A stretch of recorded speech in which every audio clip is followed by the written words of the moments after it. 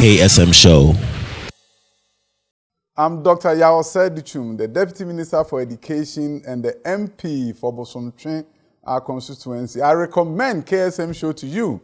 If you've not been watching it, make it part of your routine. Watch the KSM Show and look at the great things that are happening. This can meet wonderful people. And maybe, who knows, one day you may be on the show. When I was watching it, I never knew I would be on the show today, and today I am here. I commend him for the host, for the great job that he's doing. And by the way, he has a wonderful audience. And be part of the whole fun part of life. We're back. And I'm very, very proud to be hanging out with, can I call you Revo? You can call me whatever you like. I will answer. You answer. Revo, I'm going to call you Revo. Revo, congratulations anyway. By the way, Alpha Beta School is doing extremely well. You've been winning so many awards, right? The British Council Awards. Yes. For partner schools, yes. Wow. Yeah. And they had 21 awards, out of which you won 7? Yes, that was last year. Yeah. That was last year. 2019, for 2019. That's fantastic, man. Yeah. By the grace of God. You've done a great job.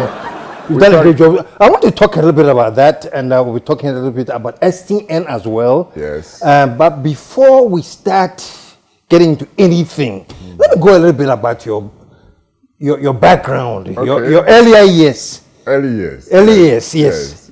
I hear you got most of your education outside Ghana, but let's start with Ghana. With Ghana.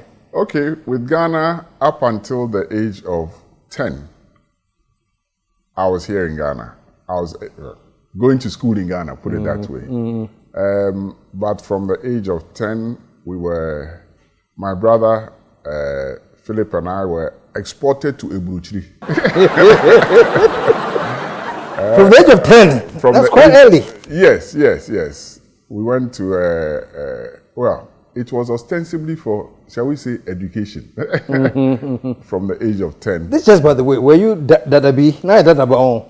10 somebody was telling me a story the other day that we were the only people in the area that were wearing shoes. Wow. And which area was this? We're in Kaneshi. Yes. Wow. Yes. Wow. Whether it was Achimota sandals or what, we had socks and shoes on. So hey. Wow. And then we had the B for back in the day. Okay, so you went to UK at 10? Yes, that's right. And it depends how much of the story you want. In terms of from 10 to we stayed there for 21 years. Oh wow. So you did most of education there? Yes. I'm talking about, practically. Yes. Did most of, all my education there, shall I say. Oh, yeah, no most. Formal education, did primary school, did secondary school, did university, until we came back to Until you came back? Yeah. Wow. That was back in 86. Yeah. Were you coming every now and then, or you did the whole thing through? No. We were trying to, I think for about the first 4 or 5 years, we didn't come. But then thereafter, from about the age of 15, we were trying to come back, every year or 2 years to make sure that our feet were still on the ground. Yeah. So did you go straight to boarding school there, or you went and you were staying with family? At 10, you're still quite Yes, young. no, we were staying with in fact, there was my father's friend, Mr. Sammy Adjepong. He was also in Japan. He was also in Japan by coincidence. With him and his family, so they were looking after us. So later we moved to my aunt, who had also happened to have come to England, so they were looking after us. Until we became old enough to look after ourselves. Yeah. And how old was that when you became independent at this time? I think when we started going to university, then, obviously then you can move away from home and look after yourself. Yeah. So let me ask you this. You were away for 21 years? Yes. You went as a kid? Yes. Did you always think that you were going to come back and settle in Ghana, even at that age, or you're very happy to be away and... Oh no, you see, because we're coming, at least, keeping in touch with everything that was here, the family was here, and, even some of the old friends were here. The idea was always to come back. It was just a matter of when or what will kick you to come back. Which takes me straight to the next question. What kicked you to come back? I always tell a story about, when you are there, you keep seeing these envelopes coming through your letterbox. And these envelopes contain what? They contain bills. And I said, why am I sitting here or staying in England working to pay bills? Because that's what you do. You are paying bills. You are paying bills all the time. So why don't I go back to Ghana? You can do the same work. The sun is shining. Your family is here.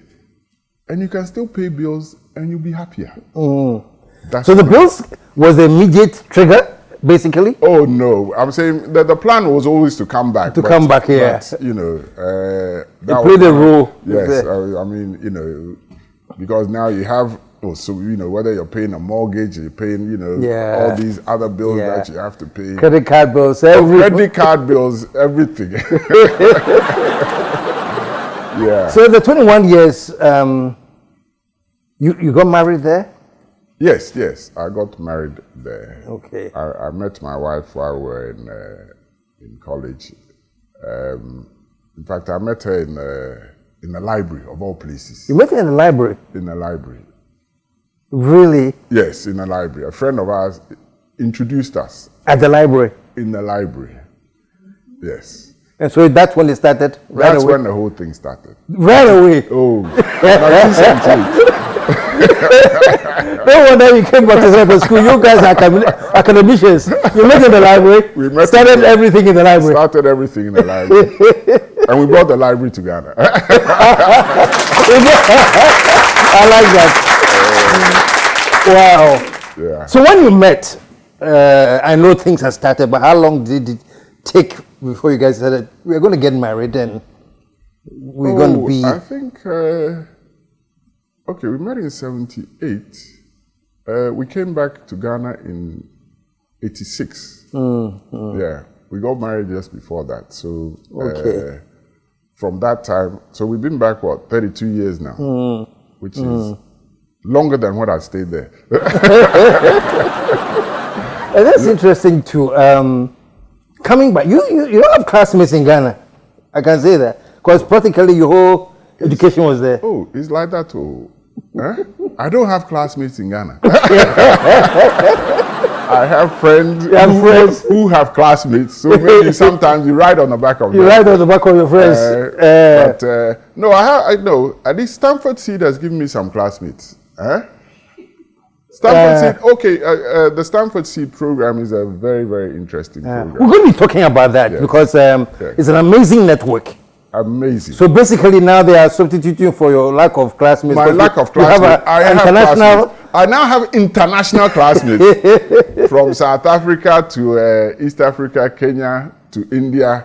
They are all my classmates because they are all part of the network. And we'll be talking about that definitely. Yes. But let me. Your wife is from where? She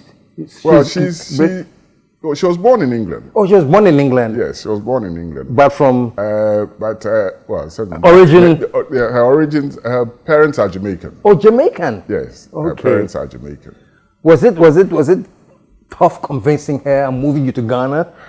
Well, I don't think it was tough. It was more to do with if I was moving, then she had to come. Did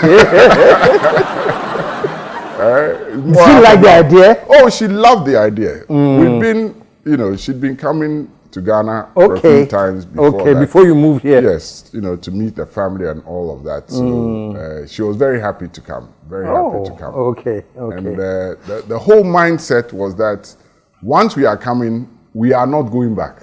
Oh, really? That was the mindset. Some of our people came. Yeah. They came with us, and life was too tough for them. They went back.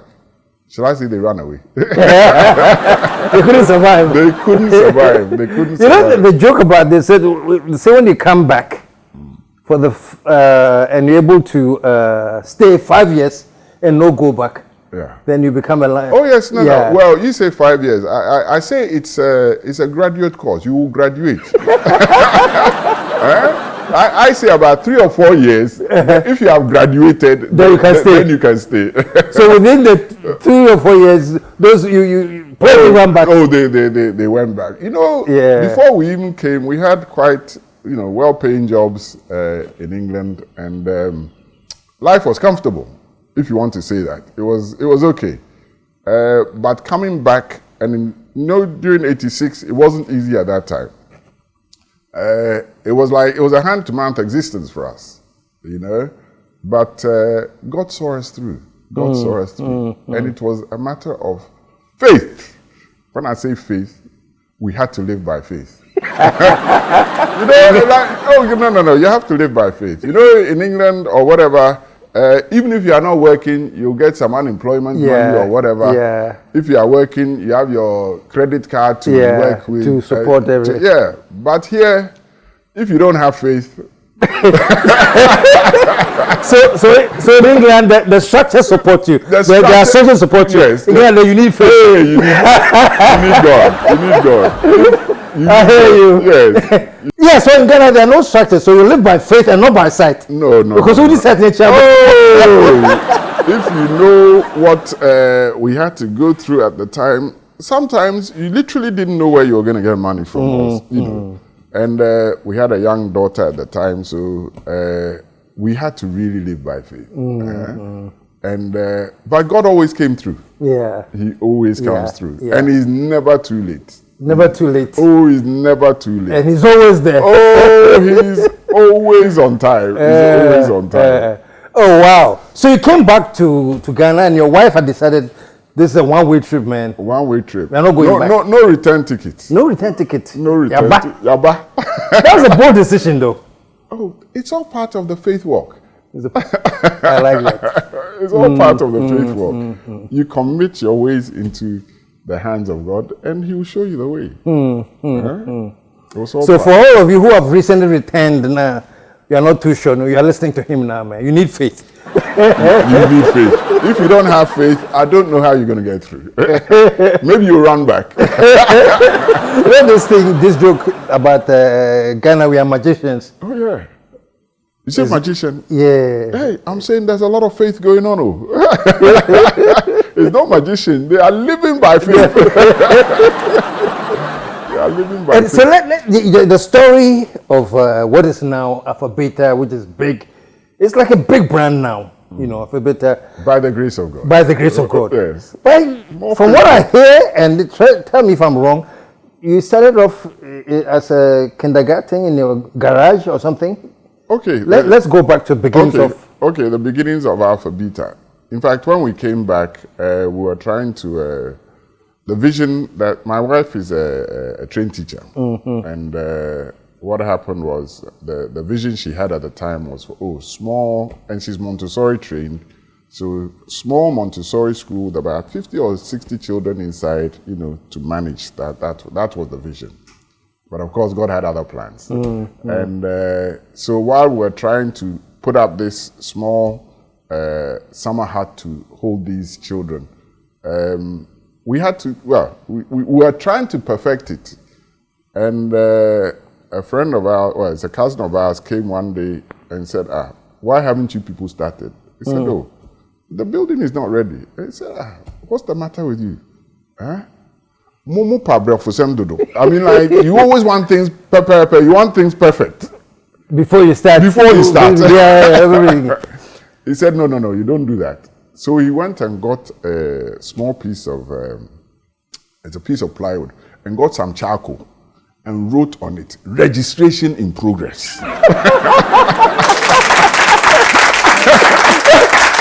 You see the Ghana style? I was just saying, what are you going to prepare? No. Get a good laminated sign. Registration in progress. That was our cousin, Foriado. And he said, no, just start. just start. And so that's how it started. So we had 6 children. The building wasn't finished. We had a small carport in our house in Suman. And so we just got a table, one round table. So she started with the 6, doing everything. Wow. She was doing everything with them. And that's how we started. With the 6? With the 6 children. Which year was this? This will be 1988. 1988? Yes. Wow. This is 1988. And registration in progress now. The school has started. Oh. 6 people. 6 people. 6 people. And that's how we started Alpha Beta. Wow. Wow. And God has brought us a long way.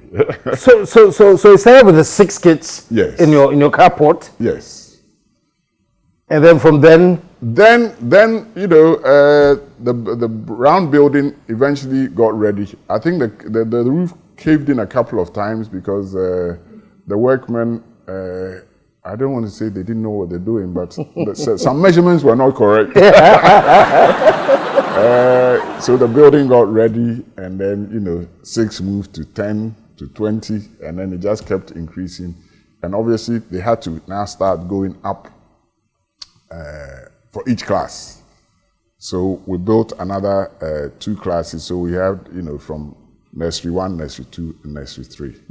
So we had 3 separate buildings for them to be in. That's how we started. Alpha Beta Montessori Learning Center. That's how we started. Wow. Yeah. Wow. And when you look at where you are today, Yeah. you know, going back to where you started with your 6 registrants. Yes. And today, I mean, it's big. It's a big brand. Yes. By the grace of God. You don't joke with the grace, eh? No. Hey, without the grace, you are not going anywhere. Without the grace, you are not going anywhere at all. You know, because what happened was after we got to a certain size, that is with the Montessori Learning Center, they were leaving our Montessori Learning Center and going to other people's schools, the kindergartens. But then what was happening was that what they were teaching them in the other people's kindergartens was things they already knew, because Montessori, by the time you get there from 2.5 to 5, you can read, you can write, you can do, you know, basic arithmetic. They could do all of that. So it was rather the parents that started putting on pressure on us that, look, you've given our children this head start, but when they go to other places, they have to go. They are going backwards. I see. So the head start, you better carry on. So don't start them and leave them. Yes. Okay. So that's how the primary started. Okay. To fix that problem. To fix that people problem. Finding somewhere else to go with everything that they've learned. Yes. And how they were advanced. Yes. So that's how the primary started. But the thing with that is, now you started the primary, you have to go all the way up to JHS. How do you do that? Basically, what we were doing was that we just had to keep 1 year ahead of the class that is coming in terms of building or finding them somewhere to go. And basically, that's how we built all the way up. Just keeping up. Just keeping, just keeping ahead of the game. That's how we got there. Wow. Yeah. So your wife is like the headmistress? She's the principal. She's the principal? Yeah. Okay. We have other headmistresses or headmasters in charge of different sections of the school. So what's your strength, your staff strength now? We have about, well, right now, are you talking about in COVID times or before COVID? Before COVID. Before COVID. When things were normal, the old normal. Were normal, we had about 180 staff. 180? Yeah. We had about 180 and staff. And what has COVID tended into now? We have about 120 now. Okay, you still have a lot. Yes, but I'm saying we try to keep as many on as possible. Because we are not technically we are not in school. We're doing things over the internet. You know, we're running virtual programs, but you know, people like the staff that have to cook and do all those other things, we don't need them right now. So unfortunately, you know, we had to furlough them until we come until back. we get back to yeah. Which we are praying will be very soon. All right, folks, we're hanging out with Reverend Sammy Adjepong. I call him the Oboro of Alpha Beta Schools Educational Centers Limited, right? Alpha Beta. We're going to take a short break. When we come back, let's get more into this. Then STN playing some very, very significant role in all this progress, and we have to talk about that. So stick around. We'll be right back.